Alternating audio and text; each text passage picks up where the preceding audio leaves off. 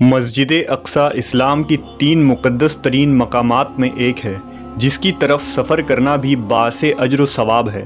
مسجد اقصی اپنے آپ میں ایک مکمل تعمیری تاریخ رکھتا ہے جس کا تعلق قوموں کے عروج و زوال اور پیغمبروں کے مابعوث ہونے سے ہے۔ مسجد اقصی ہم مسلمانوں کے لیے قبلہ اول کی حیثیت رکھتا ہے جس کی طرف رخ کر کے نبی اکرم محمد صلی اللہ علیہ وسلم اور آپ کے اصحاب نے تقریباً 1.5 سالوں تک نماز ادا کی اور یوں لوگوں کو یہ پیغام دیا کہ اسلام کوئی نیا دین نہیں بلکہ یہ دین ابراہیم ہی کی ایک شکل ہے جو حضرت موسیٰ و عیسیٰ علیہ السلام کے تعلیمات کو پھر سے زندہ کرنے اور اصل توریت و انجیل کے پیغام پر عمل پیرا ہے۔ واقعہ معراج اس بات کی دلیل تھی کہ القدس سے اسلام کا کتنا گہرا تعلق ہے۔ نیز نبی صلی اللہ علیہ وسلم کا تمام انبیاء اکرام کی امامت کروانا ایک غیر معمولی واقعہ تھا۔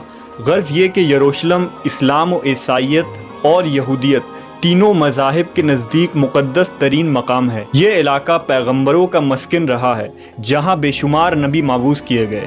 قرآن مجید میں اللہ تبارک و تعالیٰ نے سرزمین قدس کے متعلق سورہ اعراف میں فرمایا، اور ہم نے اس قوم کو کہ جس کو کمزور بنایا گیا تھا اس سرزمین کے مشرق و مغرب کا وارث بنایا کہ جس سرزمین میں ہم نے برکت رکھی ہے۔ اسی طرح سورہ اسراء میں فرمایا، پاک ہے وہ ذات جو لے گئی اپنے بندے کو ایک رات میں مسجد حرام سے مسجد اقصی تک کہ جس کے ارد گرد ہم نے برکت رکھ دی ہے۔ ان آیات میں جس بابرکت سرزمین کا ذکر ہے وہ بیت المقدس اور اس کے گرد و نواح کے علاقے ہیں۔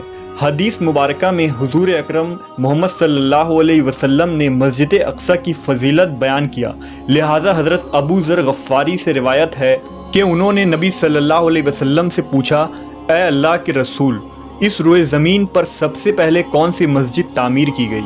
آپ نے فرمایا مسجد حرام۔ انہوں نے پھر پوچھا، اس کے بعد کون سی مسجد تعمیر کی گئی؟ آپ نے فرمایا مسجد اقصی۔ حضرت ابو ذر نے کہا، ان دونوں کے تعمیر کے دوران کل کتنا وقفہ ہے؟ آپ صلی اللہ علیہ وسلم نے جواب دیا، 40 سال۔ علماء و مفسرین کی ایک جماعت کے نزدیک مسجد اقصی کو سب سے پہلے خود حضرت آدم علیہ السلام نے تعمیر کی تھی اور بعد میں حضرت ابراہیم علیہ السلام نے اسے دوبارہ تعمیر کروائی۔ روایتوں کے مطابق اللہ نے حضرت جبرائیل علیہ السلام کو خصوصی طور سے حضرت آدم کی طرف بھیجا اور حکم دیا کہ مسجد حرام اور مسجد اقصی کی تعمیر کریں۔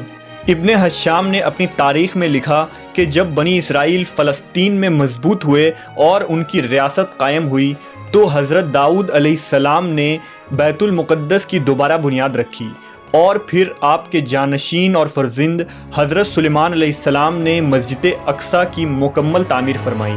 غرض یہ کہ احادیث اور تاریخی روایتوں سے یہ پتہ چلتا ہے کہ بیت المقدس کو کئی مرحلوں اور ادوار میں بار بار تعمیر کی گئی۔ نیز اس کی تجدید کئی پیغمبروں نے کیا۔ مسجد اقصی کی مکمل تعمیر حضرت سلیمان علیہ السلام کے دور میں ہوئی، جس کی تائید نہ صرف اسلامی بلکہ اسرائیلی روایتوں سے بھی ملتی ہے۔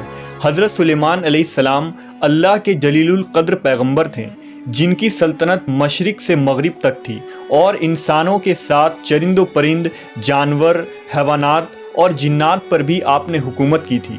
جنات آپ کے تابع اور فرما بردار تھے۔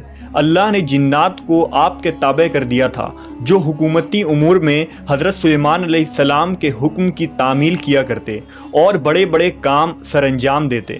لہٰذا مسجد اقصی کی تعمیری کام میں حضرت سلیمان نے جناتوں کو بھی لگایا تھا۔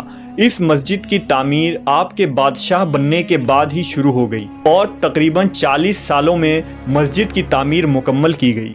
تعمیری مقام پر حضرت سلیمان علیہ السلام نے شیشے کا ایک حجرہ بنایا تھا جس کے اندر آپ عبادت کیا کرتے تھے۔ آپ اپنے عصا کے سہارے کھڑے رہتے اور اللہ کی عبادت میں مشغول رہا کرتے تھے۔ یہ عبادت کافی طویل ہوتی تھی۔ آپ کئی دن یا ماہ ایسے ہی کھڑے رہتے اور جنات اپنے کاموں میں مشغول رہا کرتے۔ جب سلیمان علیہ السلام کو یہ علم ہوا کہ جلد ہی آپ کی وفات ہونے والی ہے تو آپ نے اللہ سے دعا کی کہ ایسا معجزہ صادر ہو جائے کہ ان جنوں کو آپ کی وفات کا علم ہی نہ ہو اور وہ اسی طرح اپنے کاموں میں مصروف رہ کر مسجد کی تعمیر مکمل کر دیں۔ لہٰذا اسی حجرے کے اندر جب آپ عبادت میں مصروف تھے تو آپ کی روح قبض کر لی گئی، لیکن اس عصا کے سہارے آپ علیہ السلام کی جسم مبارک ویسے ہی کھڑی رہی اور جنات یہ سمجھتے رہیں کہ آپ عبادت میں مشغول ہیں۔ دراصل پیغمبروں کی جسم مبارک کبھی سڑتی نہیں، نہ ہی زمین کی مٹی انہیں کھا سکتی ہے۔ اس روئے زمین پر جتنے بھی نبی بھیجے گئے آج بھی ان کے جسم قبروں میں صحیح و سالم موجود ہے اور غیبی طور سے انہیں رزق ملتا رہتا ہے۔ لہذا حضرت سلیمان علیہ السلام وفات کے کئی سالوں بعد تک اسی مقام پر عصا کے سہارے کھڑے رہے۔ آخر کار جب اس عصا کو دیمک کھانے لگی اور وہ لاٹھی کمزور ہو گئی تو آپ کی مبارک جسم زمین کی طرف جھکنے لگی، اور تب جناتوں کو یہ علم ہوا کہ حضرت سلیمان علیہ السلام کی وفات ہو چکی ہے۔